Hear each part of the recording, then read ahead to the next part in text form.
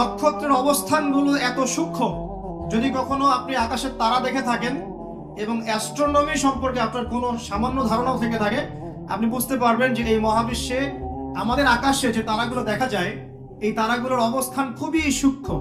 এক একটার থেকে এক একটা ডিস্টেন্স যদি 1 ইঞ্চিও কম বেশি হয়ে যায়, এই অভিকর্ষ বল, মহাকর্ষ বলটা কলাপস করবে।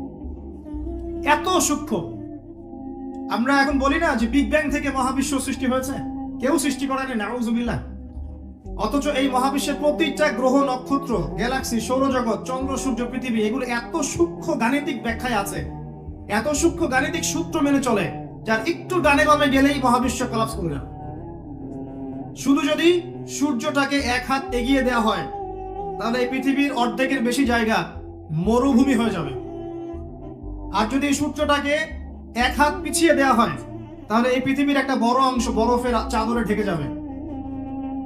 শুধু যদি চাঁদকে একটু এগিয়ে দেওয়া হয়, পৃথিবীর একটা বড় অংশ সমুদ্রের পানিতে ভেসে যাবে। আর চাঁদকে যদি একটু পিছিয়ে দেওয়া হয়, ভাটা পড়ে যাবে, সাগরের সুখ পাবেন না আপনি। কথাগুলো বুঝতে হলে আপনাকে অ্যাস্ট্রোনমি জানতে হবে কিছুটা হলো।